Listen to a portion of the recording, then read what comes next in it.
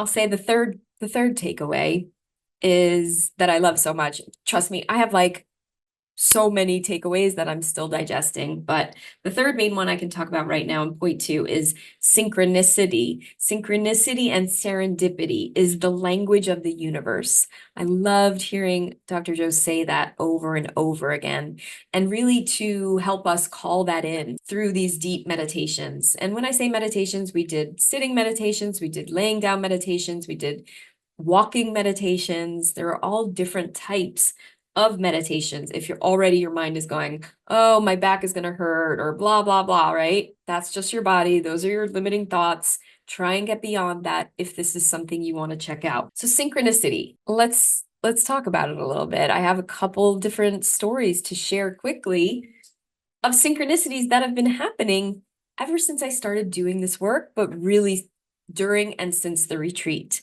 Okay, so like I said, I'm only 3 weeks away, not even 2.5 weeks from the retreat ending. During the retreat, day 2 or 3, I think it was, Dr. Joe's talking about frequency, frequency, frequency, how we can raise our frequency over and over using those words. And of course, we're at a meditation retreat. We're doing meditations, at least 3 throughout every single day, and 3 meditations meaning an hour and a half long about, right? Each one.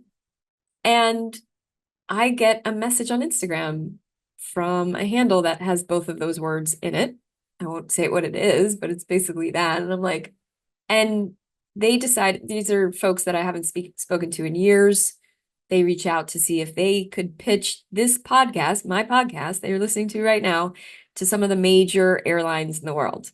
Okay, for their in-flight, services. So look, I don't know where it'll land, but hey, that's pretty cool, right? The whole biohacking pop-up, that was another one that came up. The woman who reached out to me from 20 years ago. I mean, it's just insane. And how I even got to the retreat at the first place. I feel like I told this story in one of my last podcasts, so I don't want to overshare it. But essentially, the reason I got into that retreat, because it was sold out, was through a total synchronicity. A woman who heard me speaking, doing a keynote and sharing Dr. Joe's quote in it. She came up to me afterwards, says she knows him, works with him, is able to help me probably get off that waiting list and into the retreat. And boom, it happened so magically.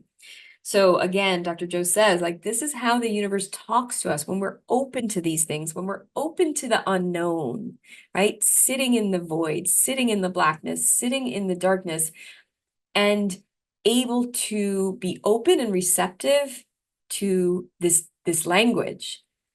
And honestly, that lesson, and again, I don't have the eloquency and my language around it yet, but that lesson made me cry so hard on, I think it was day 1 or 2, how for years I feel like I've just been trying to force outcomes, force my way, force my goals, do all these things, do.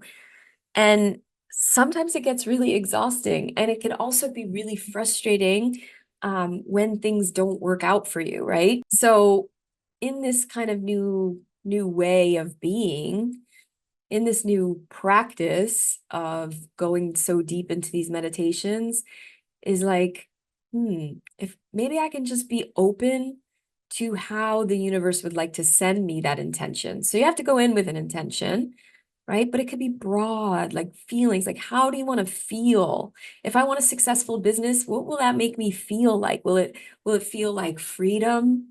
Will it feel like accomplishment? Will it feel joyful? Will I be able to feel generous and be able to share so much with so many people in my life? Those are the things that I really want. That's the end feeling. That's the end result. So if I go in with that intention versus uh, you know, podcast being in the top 1%, selling 100,000 books, having a bestseller, right? These like typical kinds of goals that entrepreneurs like me have. It just felt so much, it's felt more freeing. It felt so expansive. And it feels like there's tons of room for magic. So that's my takeaway for you is like, can you have these big, beautiful intentions for your life and set goals and leave room for the magic. That's just something, whew,